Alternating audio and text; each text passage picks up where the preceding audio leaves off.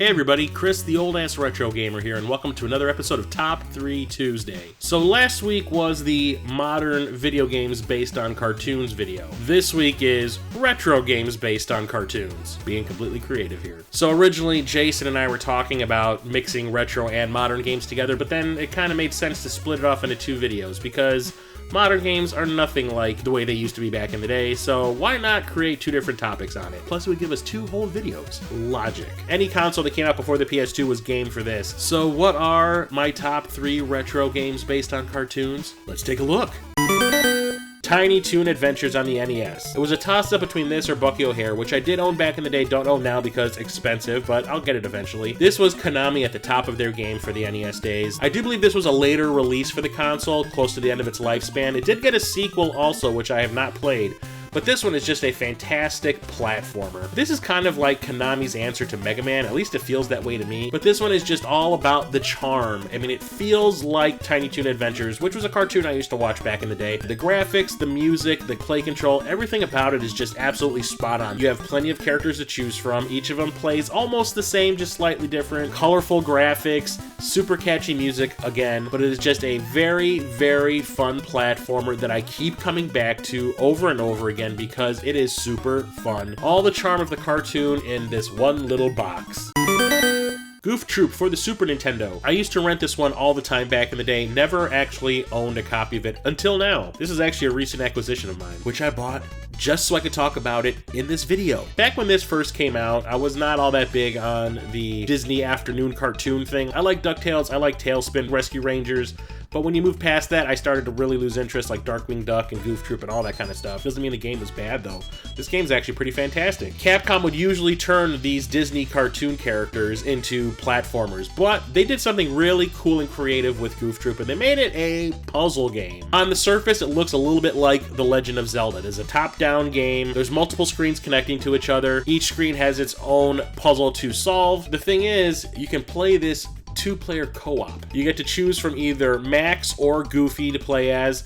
As single player, they do the exact same thing, but when you play as two-player, it makes the puzzles a little bit easier. There's block-kicking puzzles where you have to move blocks around the level. There's enemies you need to take out in some levels that will unlock the door to the next screen. Puzzles that require specific items. It's varied, it's fun, the music is super catchy once again, the graphics are very charming, and this was a nice change of pace when everything that was coming out was a platformer from this company when it came to these cartoon shows. So I might not have been a fan of the cartoon that this is based on, but the game is absolutely fantastic and has stood the test of time because people still talk about this game a lot. It's worth the hype.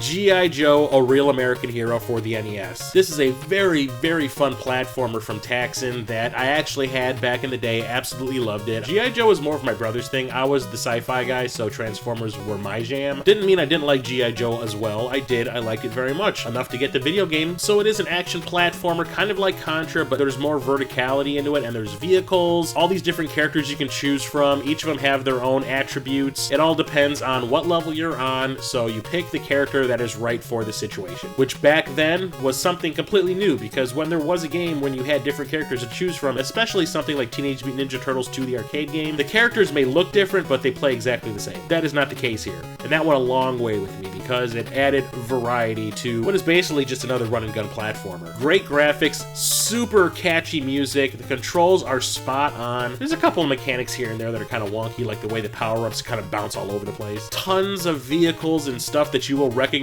from the toy line and the cartoon, which was fantastic. And you know what? This game still completely holds up in my eyes.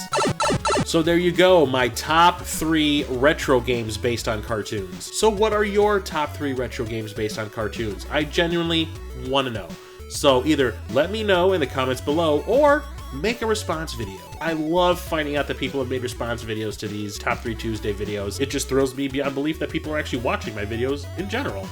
I'm easy to please. There were plenty of games to choose from. I had another stack of games to talk about, and I had to whittle it down to these 3, but I am super happy with the 3 that I picked. Bucky O'Hare would have definitely been my #1 choice if I owned it, but I don't, so it got left out, sadly. Like I said, I will get it eventually. So let me know where your selections are. I look forward to seeing them, and I'm sure Jason will as well. And also, don't forget to check out Jason of Corpse Flood Gaming's video on the same topic over on his channel. The link's in the description below. So until next time in the next Top 3 Tuesday video, I am Chris the Old Ass Retro Gamer signing off.